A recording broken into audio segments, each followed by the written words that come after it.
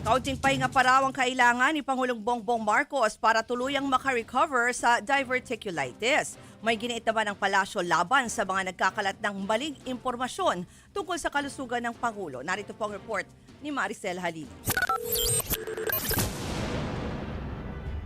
No-show na naman si Pangulong Bongbong Marcos sa isang event sa Malacanang kaninang umaga.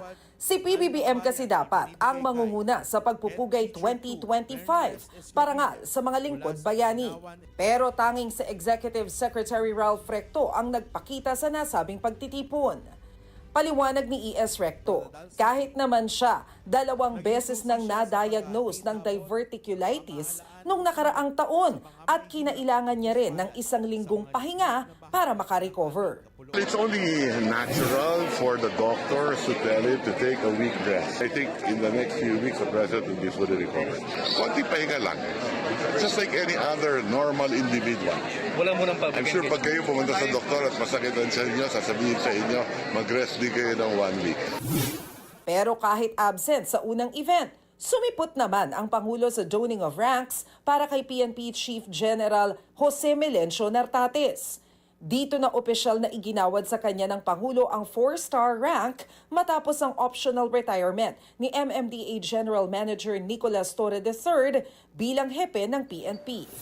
Sabi ni Palace Press Officer Undersecretary Claire Castro, hinay-hinay lang naman ang bili ng mga doktor kay PBBM, kaya nakakadalo pa rin siya sa ilang palace activities. Pero hindi na raw kailangan na maglabas pa sila ng medical bulletin.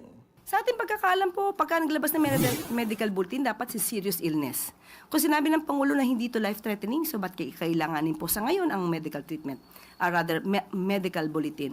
Samantalang kami naman po ay nagpo-provide sa inyo kung anong ang kalagayan ng kalusugan ng Pangulo. Mas reliable po siguro mismo ang Pangulo nagsasabi kung ano po ang kanya nararamdaman.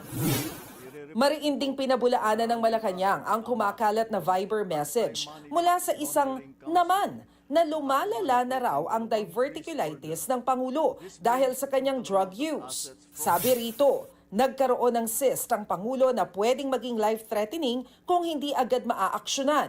Ito rin daw ang dahilan kung bakit hindi niya magawa ang kanyang tungkulin. Pero itinanggi ito ng Malacanang. Hirit ni Jose Castro, kung galing ito sa isang unknown number, ibig sabihin, unknown din ang source nito. Kaya malinaw na gumagawa lang ito ng istorya at hindi dapat paniwalaan.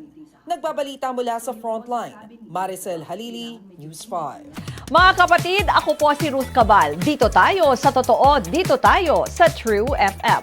Mag-follow at mag-subscribe din po kayo sa aming social media accounts at True Network PH. Diyan po yan sa aming X na dating Twitter, sa FB, sa Instagram, sa YouTube, sa TikTok at sa mga podcasts. At syempre, tutok din po kayo sa Signal True TV Channel 19.